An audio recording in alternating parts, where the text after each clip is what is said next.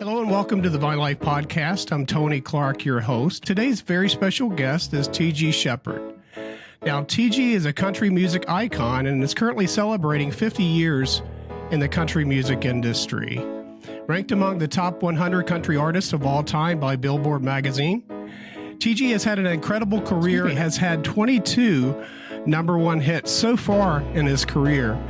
These includes classics such as Devil in the Bottle, Last Cheater's Waltz, I Loved 'Em Everyone, and Slow Burn, and many, many more. So it's an honor to have you on, TG. Thank you for coming on, and it's good to see you again. It's good to see you again, Tony. I enjoyed our visit the last time, and I'm sure I will today too, but it's good to be with you. Yes, sir. Absolutely. More information about TG can be found at tgsheppard.com. Once again, tgsheppard.com. And you can find all of his latest releases, his tour dates, all of that good stuff on his website. It's a very impressive website. But TG, I've got to ask here, 50 years in the country music industry, how fast did it go by? How fast has it gone by for you? In the blink of an eye. I mean, I really and truly, it feels like, Tony, that I just started last year. And the 50 years, I'm so glad that I took the time along the way to stop and smell the roses, because I knew it would go quickly. And it's been a heck of a ride. But 50 years, it's hard to believe that that we've reached that milestone already. TG, I'm curious, when you first started out 50 years ago, did you ever dream that you'd have the success, the many number one hits that you've had? What was your thinking back then when you were getting started in country music? I used to dream of just having one or two number one hits and maybe doing a few concerts, a TV show every now and then. I never dreamed that it would last 50 years and counting and have 22 number ones and done dozens and hundreds of TV shows. I don't know. I really have to pinch myself, Tony, almost every day to make sure that I'm not just living a dream, that I'm going to wake up in any minute and it's all going to be a blur. But I've been so blessed. You know, I was looking over some of your collaboration over these 50 years. You want to talk about just some of the folks that you've collaborated with that maybe you have to pinch yourself and you're thinking, how in the world did I get to work with such and such? Do any of those iconic individuals stick out to you? Matter of fact, all of them, because they're all so iconic. I mean, I never would have dreamed of being in the recording studio with Clint Eastwood recording a hit record. That's one that comes to mind. Judy Collins, Jerry Lee Lewis, and the list goes on forever. I really and truly, my friends in this business are going to be the most important part that I will remember when it's all said and done, because I have managed to build some great relationships with people that I admire and such huge fan of, but that's just a few. Yeah, and TG, I think your latest solo release is Midnight in Memphis, and you had a co-writer, I guess, on that album called, his name is Barry Gibb. What was it like working with a BG? Well, Sir Barry is one of my dearest and closest friends in the music. We've been close for forever. He wrote the entire song himself, actually. He called me up one day and he said, I know you're doing a new album. And he said, I've written a song that if you like it, record it. If not, I'll never pitch it to anyone else because it was written just for you and your project. And I heard it and instantly loved it, and even titled the album Midnight in Memphis after the song. So to be able to call Barry Gibb a friend is beyond my wildest imagination. I mean, I was just with him a couple of weeks ago in Miami and had a chance to spend a few hours with him visiting. And I'm very blessed to have someone of that stature as a friend who likes what I do. I mean, gosh, I've been such a Bee Gees fan my whole life. But it's just, Barry's just one of those unique individuals that's just a genius and a true icon in our business. Absolutely. And I was looking over some of the tracks on this album. You've got a couple of songs that have Elvis in the title. Tell me a little bit about what's the fascination with Elvis? Well, I met Elvis when I was 15, and we bonded instantly within 1 minute. Why? I don't know. I think it was destined by God to meet him and become friends. He became one of my closest and dearest friends until the day he passed. And when I did the album Midnight Memphis, I've never really done songs about Elvis because Elvis, hey, you don't ride on those coattails. You can't. It's a sin to do that. But after his passing now for so long, I did find a couple of songs that I felt needed to be recorded, and one was called The Day Elvis Died, and it just depicts everything that happened that day. It's quite an emotional song for me. And then another one is a comical song called I Want to Live Like Elvis, which is a comical way of looking at Elvis's life in about 4 minutes. He lived an extraordinary life. So my fascination with Elvis took place because we became friends. I was an Elvis fan even before I met him, but to have been able to say all these years later now that we were dear friends is, wow, hard to believe. Well, I'm sure those are cherished memories that you've had with your had of your friendship with Elvis. TG, looking over your career, and watching some of your concerts, one thing stands out to me is the dedication of your fans. Talk about your fans a little bit. How appreciative are you of the many fans that have supported you for many years, and you're getting many new listeners, many younger listeners as well? Well, it all comes, the magic in your life happens through the fans that follow what you do. And you have to be accessible, and you have to let them know how much you appreciate them, and let them know what their belief in you means to you. And I've always taken the time to let them know that without the fans, I wouldn't have the house I live in, the car I drive, the life that I live, the career that I have. I owe everything to the fans. I learned something from Elvis a long time ago, a bit of advice he gave me. And he told me that if you ever forget where you came from, you're never going to get where you want to go in life. Wow. And I've never believed that I was better than a fan, because they really and truly make the magic happen. And if you aren't true to them and accessible to them, they deserve to take it away from you, and they can. So the fans are the most important part of my life. I can think of back a lot of songs that really meant a lot to me. It's different times in my life.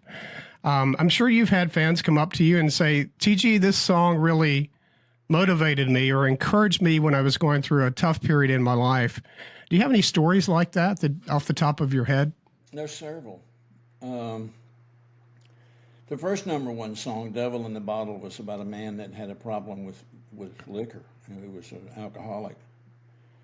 And I've had people come up to me after that song became a hit, and even to this day, come up to me and go, when I heard that song and I realized what I was doing to my family and myself in that song, I quit and never had another drink. Years later, I can still say I haven't had a drink. So the impact of your lyrics on people's lives is huge. And that's why I've always considered it not only a thrill, but an obligation to be careful what you say in your music, because people out there are hearing what you say, and you can make a difference in their life. But that song changed a lot of lives with people who had a problem with drinking after hearing the song, and I'm so thankful that I could record something that would turn someone's life around. Wow, great story. TG, let's talk about your collaboration with your wife, Kelly Lang, a little bit. We're coming up on the Christmas season, and I don't think you're an American if you don't love Christmas songs. You guys did a duet recently, or fairly recently, Christmas Without You. You want to talk about that arrangement, that duet? Well, we do love Christmas. It's a time of the year we get a chance to spend with our children and our friends. It's that time of year to be thankful for what we have and realize where it all came from. And we love Christmas time. We love doing Christmas music. So we've tried to do a Christmas song or two along the way each year, and we didn't this year because other things got in the way. But I mean, we did Christmas Without You, which we loved doing that last year, and the year before that we did White Christmas with the Oak Ridge Boys, which was a true joy to have all of them in the studio with us. And then before that, we recorded a song that Kelly and I wrote, called Christmas in Mexico, which is one of my favorite Christmas songs. I hope it'll go down as a standard someday. But no, we love Christmas, and we love Christmas music. Well, again, your Christmas duets and your Christmas music and the song with the Oak Ridge Boys, I was able to watch the video of that as well. That's touching, specifically with the recent events that have taken place there. Yeah, losing Joe was just horrible. Well, I don't know if we'll ever get over that. He was just like a brother. He was there in my life from the very beginning. Our careers started off at the same time.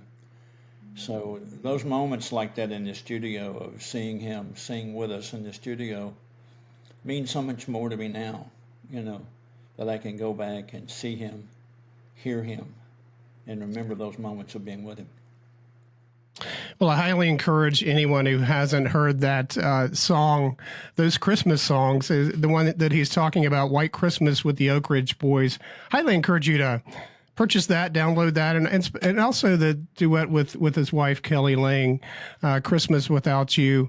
Fascinating. I love Christmas songs. Those are great songs. Now, TG, you've got a pretty hefty schedule coming up here for touring. You've got a country music cruise coming up, I believe, in January. Is that correct? Yeah, we have that, and then we're starting out with our 50th anniversary tour, celebrating 50 years this year of being, a recording artist and touring artist. So, yeah, it gets pretty busy. This time of year, things kind of slow down a lot, and we'll start putting up dates and stuff on the books here in the next few weeks for this coming year. And I enjoy performing so much. The traveling is tough. That beats me up really bad. But when you walk on the stage, though, really and truly, it just, something happens. The adrenaline takes over, and if you're having a bad day, it becomes a good day, and if you're tired, you become full of energy. And I love performing. But, I hope to be out on the road quite a bit this coming year. Well, certainly you can check out TG's tour dates by going to his website, tgsheppard.com. Again, tgsheppard.com. TG, you want to fill us in a little bit, maybe give us an inkling of an idea, maybe what you're working on for the future? You got anything planned, new recordings and so forth? Well, I'm sure we'll be back in the studio. I'll be doing probably another solo album this next year. Kelly and I are planning on a Christmas album next year as well. So hopefully that's on the calendar, on our schedule. Just really and truly more of the same, of just touring and doing television. And we're working on some TV things, she and I together as a couple, that we haven't announced yet. Hopefully a new TV series show that she and I may be hosting. So we have some things in the works. It should be an exciting 2025. And we just are so thankful to be able to do what we love doing. Amen to that. And very few individuals get to have that opportunity. So certainly you're blessed, and you've blessed so many other individuals with your talent, your God-given talent. And we certainly appreciate that, TG. Anything over the 50 years, TG, you're thinking back, you want to add, maybe something you want to talk about, maybe something I've missed in my questions? People always ask me, are there certain highlights in my career that I remember or stick out more than any other? And I was doing another interview a few minutes ago, and I suddenly remembered that two of the biggest highlights of my career was being able to play the White House. Wow. For our presidents. I'm quite a patriot. I believe in God and country. And to be able to have played for Ronald Reagan was an honor, and for Bush Sr. was an honor.